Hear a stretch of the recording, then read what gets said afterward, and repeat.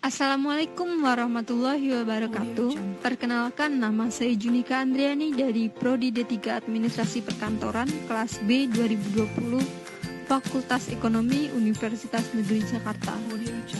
Jadi di sini saya dan teman saya yaitu Monica Jen akan mempresentasikan tentang komunikasi dalam organisasi.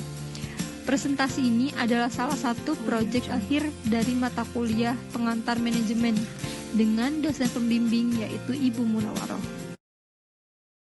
Pengertian organisasi. Organisasi merupakan suatu perkumpulan orang yang memiliki tugas dan tanggung jawabnya masing-masing untuk mencapai tujuan yang sama.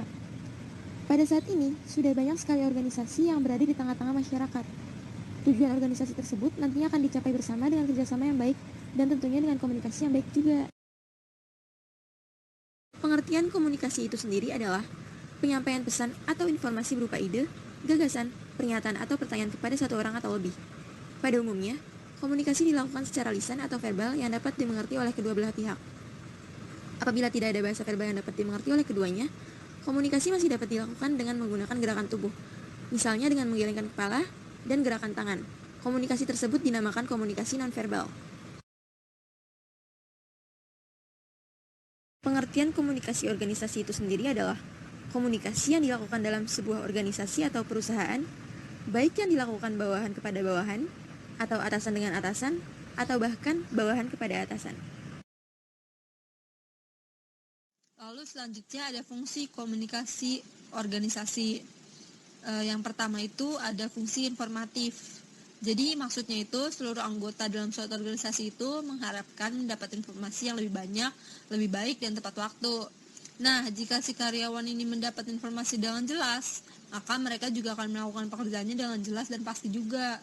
Lalu kedua ada fungsi regulatif. Fungsi ini tentang segala peraturan-peraturan yang ada di dalam organisasi. Biasanya dalam fungsi ini orang-orang yang menjadi atasan itu cuma bisa memerintah dan memberi peraturan kepada bawahannya. Lalu yang ketiga ada fungsi integratif. Jadi fungsi integratif itu berkaitan dengan penyediaan saluran. Setiap organisasi itu berusaha menyediakan saluran yang baik bagi karyawannya agar si karyawan ini dapat melaksanakan tugas dan pekerjaan dengan baik. Yang terakhir itu ada fungsi persuasif. Gak semuanya perintah itu bisa diterima baik oleh bawahannya.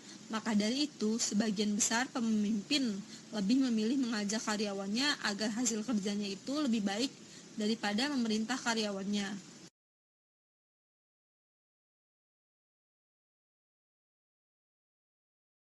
Oke, jadi selanjutnya ada pendekatan komunikasi organisasi.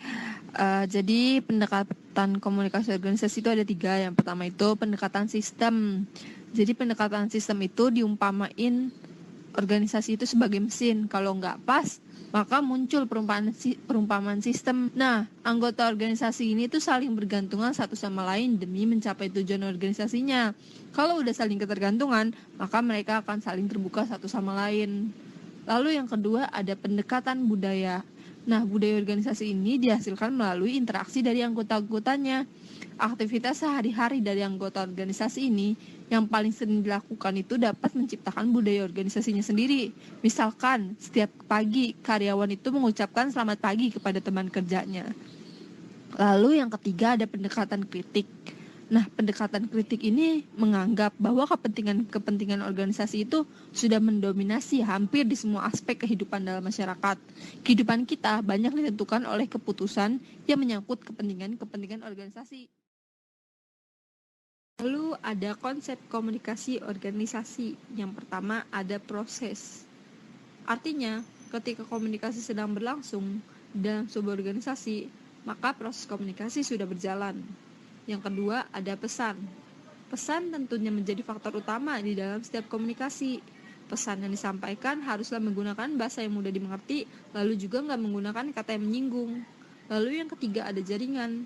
Sebuah organisasi itu tentu harus memiliki struktur kepengurusan yang jelas. Biasanya yang akan dilakukan oleh anggota organisasi itu harus diketahui dulu oleh pengurus organisasinya. Pertukaran pesan yang harus melewati pengurus ini disebut dengan jaringan komunikasi. Yang keempat ada keadaan saling tergantung. Sebuah organisasi harus memiliki sifat ketergantungan yang terjadi antara satu sama lain. Ketergantungan satu dengan yang lain ini akan menjaga hubungan dan komunikasi yang baik di antara sesama anggota atau pengurusnya. Yang kelima, ada hubungan. Sebenarnya pengertian hubungan ini sama aja kayak ketergantungan, di mana komunikasi harus mampu menjalin hubungan yang baik di dalam dan di luar organisasi tersebut. Yang keenam, ada lingkungan. Lingkungan organisasi adalah tempat atau lokasi di mana organisasi itu didirikan. Yang ketujuh, ada ketidakpastian.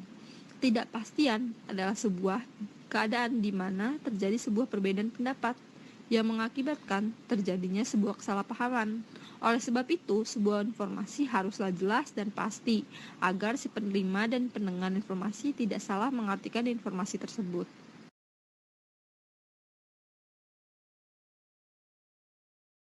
Lalu ada arah komunikasi organisasi. Yang pertama ada komunikasi ke bawah, yaitu komunikasi antar atasan dengan para bawahannya.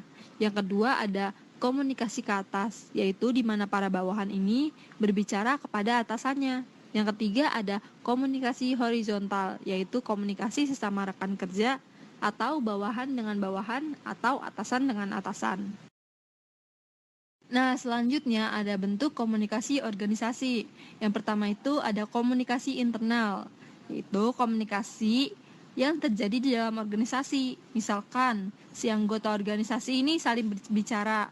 Lalu yang kedua ada komunikasi eksternal, di mana komunikasi ini terjadi antara organisasi dengan orang-orang yang berada di luar organisasi. Misalkan, karyawan yang berbicara kepada customer. Oke, jadi itu hasil presentasi saya dan teman saya Monica Jen. Terima kasih yang udah nonton. Semoga video pembelajaran ini bermanfaat dan menjadi tambahan buat wawasan kalian semua. Dan jangan lupa untuk like dan pencet tombol subscribe-nya. Terima kasih semuanya.